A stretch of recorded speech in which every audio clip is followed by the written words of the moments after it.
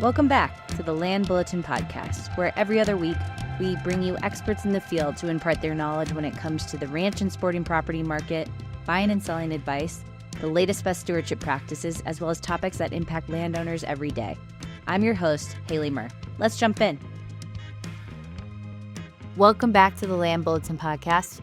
It's Haley Mirr here again, and today we have a very special guest. It's the director of Wyoming Game and Fish, Angi Bruce. Angi, welcome to the show. Today, we just wanted to have you on. We love to educate our listeners on new legislation, new things happening in the realm of hunting and fishing. And Wyoming is one of our favorite states that we work in. So we are excited to have you on the show. So welcome to the Land Bulletin.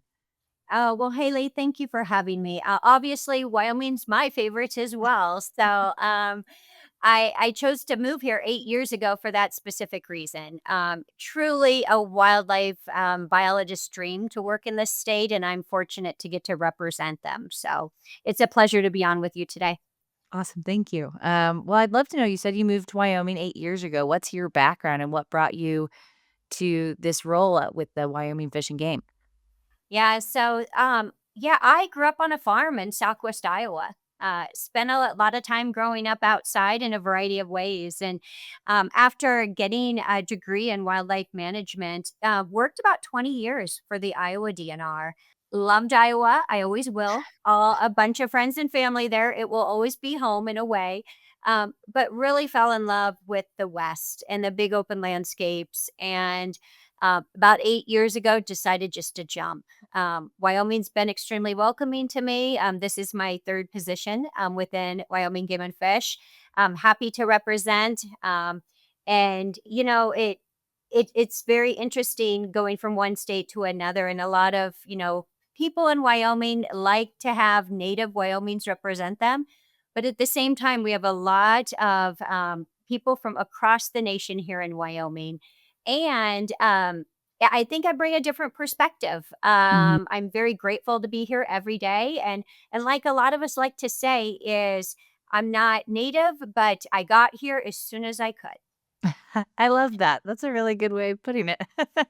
Yeah, we frequent Saratoga. That's our favorite part of Ooh. Wyoming. So, and with what you're doing, ungulates and all these different things, it's not like they stay in one place. So, anything that you've learned in other states, you bring a wealth of knowledge to Wyoming. So, it's awesome to kind of hear your background. And I'd love to know any kind of big updates before we go into some of the specific things we should be knowing about populations in Wyoming and things like that. Were there any big updates in 2025 or things that we should be expecting in 2026?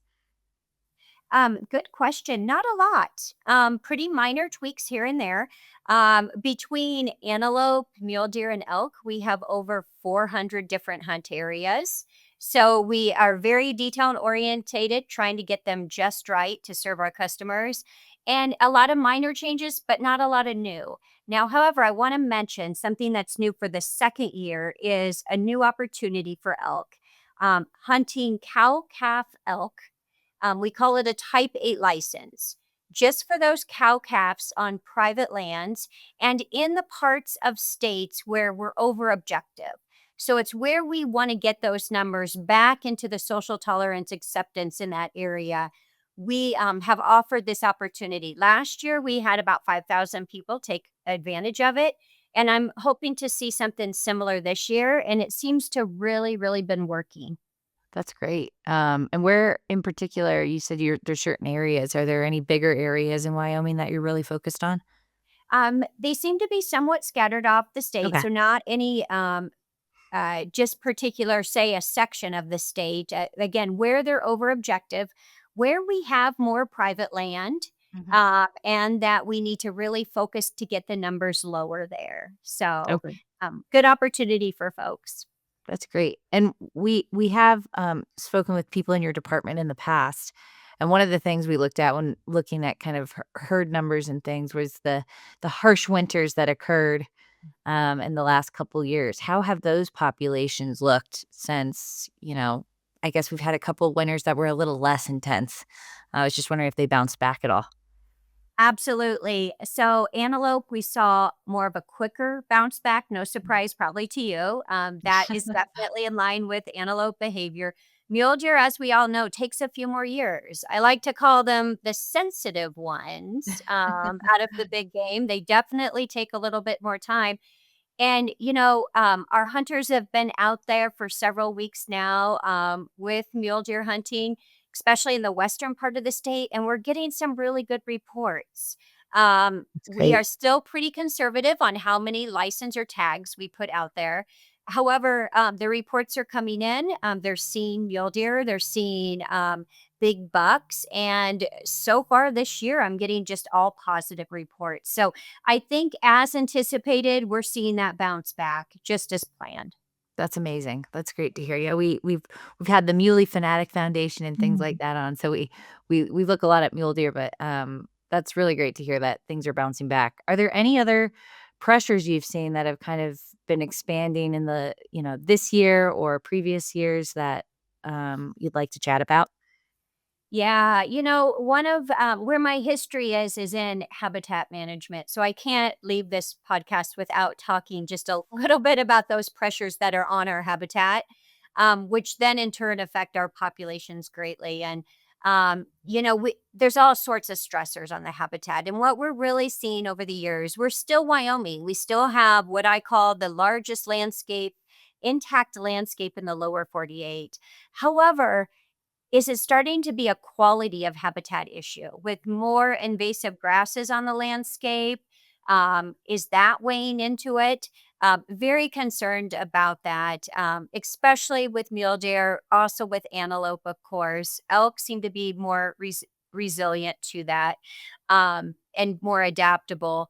But definitely those pressures anywhere from barriers that prevent their movements to get to habitat, such as roads or fences, opening that up to have less stress on the animal when it's moving is key.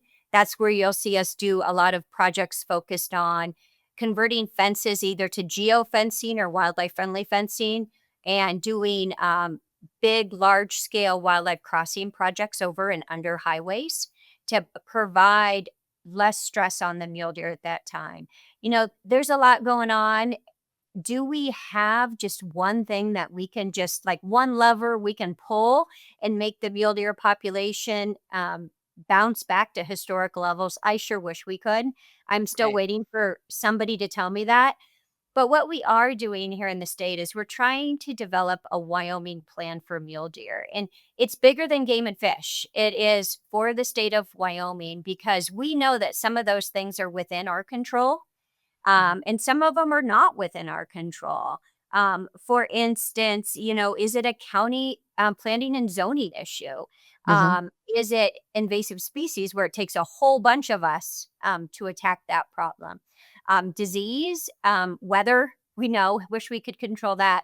But this conservation plan is really to look at all those factors that are applied to mule deer, all those stressors, and then paint the picture of all the things that can be done. So everybody can see their role and their place in helping us get those population numbers back. And because we deal with ranches and in our work, I'd love to know, in your opinion, what is the role of private landowners and how does Wyoming Game and Fish collaborate with private landowners in the state of Wyoming? Well, I am definitely I'm very fond of private landowners coming from a farm myself. My dad is 85 and is just harvesting his 71st crop ever. Wow, So that's amazing. I love to hear that. yes, I I have a high respect for landowners, and it's really where my heart is, and so understanding in Wyoming being, roughly 50% privately owned, 50% publicly owned, and knowing a lot of those really crucial winter range habitats occur on private lands. So when we had that really bad winter in 22, 23, it was very evident the role that those private lands play and that crucial winter habitat community plays for the survival of our big game. Mhm. And so that forage that our private landowners provide is huge. We work very hard to not only work with them to do voluntary conservation practices, but we have a very, very aggressive damage program in this state. So when there is wildlife damage, excess forage taken, we compensate them for that because we Oh, wow. understand the value. Yep. That's huge. And what are some of the other things that Wyoming Game and Fish, how do you kind of take into all these factors and things into creating new regulations? I know it's probably from a biologist perspective, there's a lot of things that go into it from that side. Are there other factors that kind of bring you guys to creating these new regulations for hunters? Absolutely. We're taking public input every day. Mhm. Um, we have our formal public meetings, we have our commission meetings where we want the public to come tell us, but it's really the entire year there that we're out there engaged with the public, asking them what they want. We really start when we set our seasons with what I call the biological data, the best available science. Um, Counting the wildlife out on the landscape, looking at our harvest survey information. So, what the people are telling us they harvest, and modeling that to predict the populations, and then what those license numbers should be based on that. So, we take that information and we start there every year. Okay. And then we wrap in what I call, some people might call it the political part. I call it the people part. We're all people and we have to involve them in the decision making. So it's really the social data into Mhm. the equation. What do people want? In this particular hunt area, how many elk do they want on the landscape? If it's primarily ranch land and private, maybe they want less than in a public land dominated area. And Right. so that's really where we listen to the public and understand. One of the things we do here in Wyoming is with our mule deer seasons, we either have general areas or limited quota areas. And those are offering drastically two different type of experiences for the hunter. Obviously, in a general area, anybody can get a license. So therefore, you'll see more people out there. They sort of police themselves. In limited quota areas, again, we'll put out, say, 100 license in that area, and then it's a competitive draw. So Mhm. you're limiting it. Depends on the community. I'll hear things like, I want my kids to have an opportunity every year. I want it to always be a general area so everyone has a opportunity.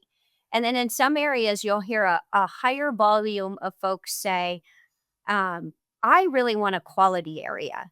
I want less people out on the landscape. And so then it's a limited quota. So we're really in tune and listening to the needs of our hunters and constituents to understand what they want, combine it with the biological data, and come up with the best season for them.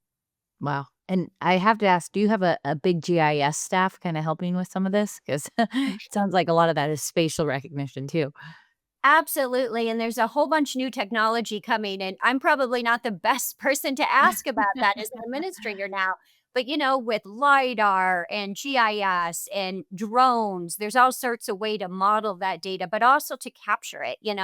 I think the time is limited for us to send our people up in small aircraft to count animals. I think we'll be doing that with drones soon. Um, which we're not getting any more staff and people. So, any more efficient, safer ways we can collect data and progress the science, that we should. We're really looking forward to that. And I'd love to know too, because as you said, you come from Iowa, I'm from Colorado. Mhm. How is Wyoming legislation different when it comes to hunting and fishing than other states in the West? Oh, good question. I would say that we have what I have seen being heavily involved in the last 7 years. We have a general respect for the department and our commission and keeping a lot of that science based management authority within us, which I'm very proud of. Wyoming is so different than so many states, at least I feel, because there's this shared love of the resource.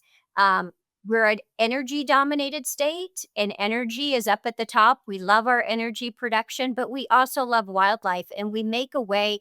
We really work hard to make sure that both of these things can stay up there along with our ag producers. So it isn't about an advocacy or fighting for one thing or another. It's about us coming around the table and saying, how can we do it best for all? You'll see that conversation in the legislature. You'll see if one of those gets off balance, you'll see the groups come in. One doesn't necessarily dominate another, which is really neat to see. And we had a couple particular bills last year that might have took some of that biological management authority away from us or our commission, Okay. um, and they didn't go anywhere. The legislators listened, and they highly respect that and have. We have a really good reputation in this state of using the best available science, and they responded to that. That's awesome. It's nice to hear that those 2 things can be cohesive with one another, and that's what I've always loved about Wyoming. It's not very binary, it's very much like a collective, which is cool about what you guys do. I and then I would love to go into because some of our listeners might be avid hunters and some might just be starting. Is there any big difference between kind of the laws of like tags and what you can draw and what you can't when it relates to Wyoming versus Colorado? I feel like there's a couple kind of significant differences between the two, kind of law wise. Yeah, that's a good question. Every state has a little bit different philosophy. For instance, Iowa, where I'm from, was very much a choose your weapon, and your weapon choice determined when you hunt, not necessarily where. The where was not, it was less restricted. In Okay. Wyoming, it's focused on the where. So I mentioned those 400 hunt areas. So we have 111 antelope hunt areas. So the idea is you pick where you hunt and then you go from there. Once you get, you draw a tag in the area for antelope or deer or elk. So it's very much based on the hunt area and the location. Got it. And can you be out of state and draw tags in Wyoming? Okay. Absolutely. You got to put in early. And it can be challenging, and it's very competitive. But we do have, depending on the species, we have a percent go to non-resident versus resident. Okay, another question I'd love to ask is what kind of information or resources should hunters be looking at before they head out? Because I know um, it's sometimes confusing where public lands are, private lands. What are the resources available to hunters when they're headed out? Oh, what a good question. And, I think about what I look for before I go out. And usually it's scrambling to find my 16-year-old son's license at the last minute and where he put it. But besides that, earlier in your planning, come up with a plan. Uh-huh. Don't wait to the day of or the day before, but understand where you're going. I think that's Mm. the most critical thing. If you're going on public lands, make sure you know where that is. If you're going on private lands, make sure you have that lined up. And there's a lot of tools out there. I know we're all familiar with Onyx and others, but just make sure you are extremely careful that you are correct and on the property you think you are. And if you're not, ask or find someone to ask and just make sure. And then I'd like to say, too, we've heard even more growing energy around this conversation of, hunters leaving a bad taste in landowners' mouths, leaving gates open, causing ruts, muddy roads. I would say, as part of the hunting community, we need to go above and beyond. We need to look out for each other. We need to do whatever it takes to send the message that we care about the land as well. If that's seeing trash that someone left, pick it up. We all need to look out for each other and just start to build that collaborative culture to say we also care, and try to reverse that trend as hunters having um, a bad taste in landowners' mouths from what they leave behind. So I just ask people to be extra careful, extra cognizant where they're going, and what they leave behind. That's amazing. I couldn't agree more, and I would say it's like anything. You just wanna plan out your entire trip and have everything ready to go because you wouldn't wanna end up in the middle of Europe without a train ticket or knowledge of, where you're headed next. So, it's just like anything. And I love, yeah, just the collaborative culture of hunters and watching out for each other because we all have the same view, and we're all headed towards the same thing. So helping each other out, I think, and respecting one another and our different roles that we play is big. And what are some of the most important dates that people should be aware of? Are there any coming at the end of the year? I feel like most of them are in the spring, but is there anything people need to be aware of at the moment? They do not at the moment. So what I would say is put it on your radar, and start watching in January. We do all of ours the beginning of the year. Okay. But something to, along that line to consider. And one of the issues that we're seeing right now, especially with law enforcement and our tags, is you mentioned technology earlier, Haley, but AI. AI is causing us problems. In the last month, we have had a lot of confusion in the field because folks are grabbing information that they get off of AI and they're copying and pasting it to different forums, different social medias, different outlets, and it's wrong. Wow. And it's grabbing content maybe on proposed legislation in the past, and it's now implying it's in effect. Oh, wow. Uh, and it is not. One of those cases would be some mountain lion hunting legislation that I referred to earlier.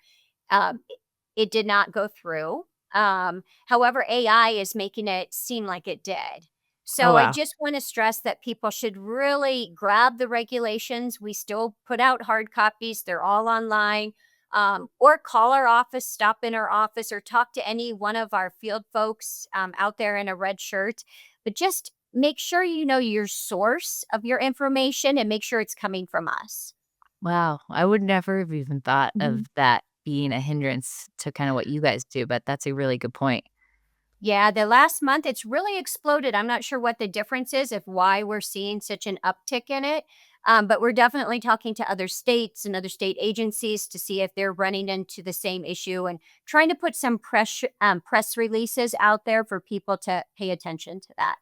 So if people are wanting to know the truth of like what they're able to do, what is the website that they should follow or anything like or Instagram? And we can put that in the notes too of the podcast just so people have the right information there.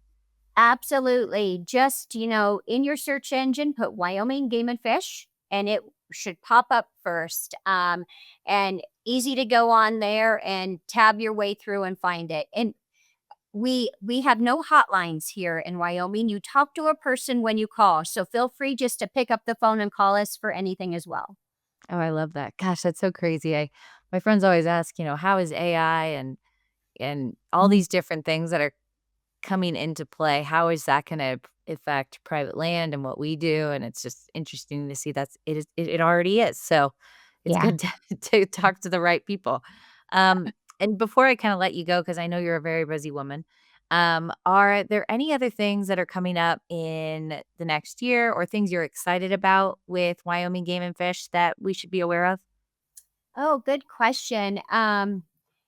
We're always doing events and wanting to engage folks. We have one tomorrow at our cowboy football game at the college, where we'll be interacting with families, hopefully pregame. So, always looking for that. Encourage people to get involved, either with us or with our numerous non government agencies or NGOs within the state, and help with a habitat project. We always welcome that as well. But one thing kind of unique to the state and those who are here, the governor has done the last 2 years a governor's conservation sports person forum, a day when we all get together, engage the general public into understanding these wildlife challenges that we're facing and talk and discuss around a table how to solve them and what the future looks like. And so keep an eye out for that. We do it in the spring every year, and it's just a neat event for people to get involved in.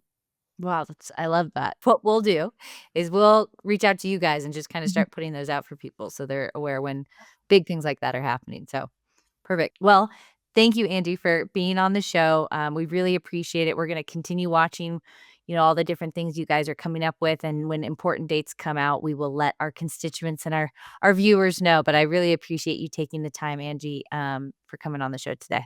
Yeah, thank you. Thanks for your good work in getting this messages out. Wonderful. So you have a good weekend. You too. Thanks, Angie. Okay. Bye. Thanks for joining us today. To learn more about the ranch real estate market or our ranch marketing process, make sure to subscribe to our newsletter on our website at mirranchgroup.com or give us a call at 303-623-4545. See you next time.